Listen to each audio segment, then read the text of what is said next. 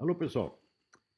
Essa gravação aqui eu vou fazer em várias sessões menores, porque esse programa que eu estou usando, ele cria uns arquivos muito pesados, então eu vou subdividir em várias partes. Eu estou aqui com o Edson Camargo, e a gente está conversando sobre a situação do Brasil, e eu me lembrei de algumas coisas que eu já deveria talvez ter explicado antes.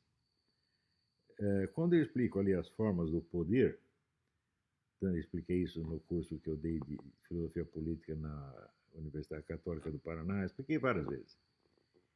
E um dos elementos fundamentais é a diferença de natureza entre o poder intelectual ou espiritual, como queiram chamar, o poder político-militar e o poder econômico. E a característica principal do poder intelectual é que ele é de longo prazo. Ele geralmente se exerce para além da vida do seu portador. Por exemplo, se você vê, Aristóteles viveu 400 anos antes de Cristo e a grande onda de aristotelismo no Ocidente começa em 1200, 1300. A influência de Aristóteles se arrasta até hoje. Porém, durante mais de um milênio, ficou quase todas as obras de Aristóteles ignoradas, só 2 ou 3 eram lidas.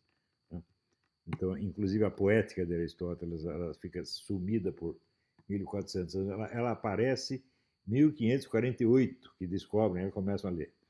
Então, como Augusto Comte dizia o seguinte: a vida dos vivos é determinada por filósofos mortos.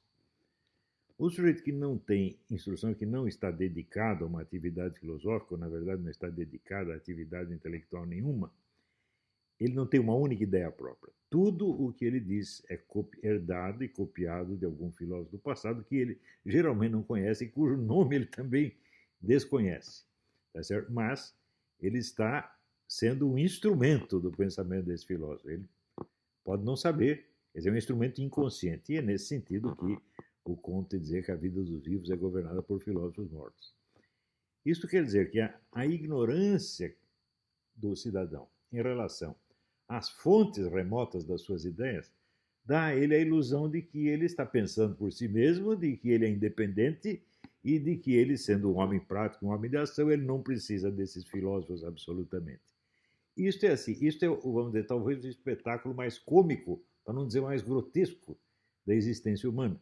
Quer dizer que aqueles que são, vamos dizer, discípulos inconscientes, ou de Kant, ou de Platão, ou de Karl Marx, imaginam que não precisa nem de Kant, nem de Platão, nem de Karl Marx para coisa nenhuma, e se acha muito independente e muito superior, precisamente por desconhecer as fontes das suas próprias ideias.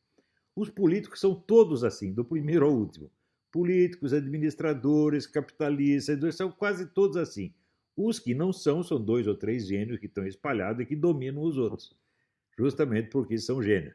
Mas, em geral, as pessoas que se consideram homens práticos são os maiores imbecis da Terra, porque se existe uma coisa que raramente dá certo é a tal da vida prática.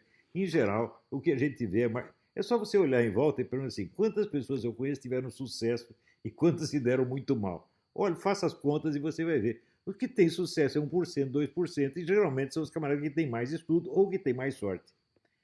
Então, eu quando planejei o meu curso, eu pensava o seguinte, que eu precisaria de 30 anos, no mínimo, para criar uma nova intelectualidade no Brasil, intelectualidade mais séria do que a que nós temos atualmente, e que se ombreasse, no mínimo, aquela que nós tínhamos nos anos 50 e 60.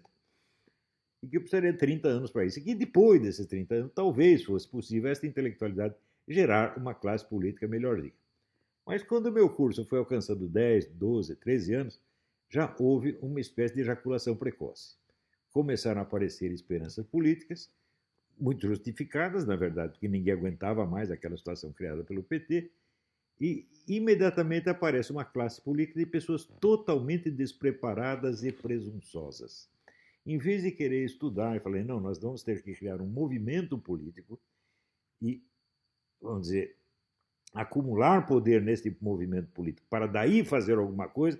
Não, já foram todos se eleger. Quero ser vereador, senador, deputado e vamos resolver os problemas do Brasil. Isso não é sério, gente. Vou passar para a gravação seguinte.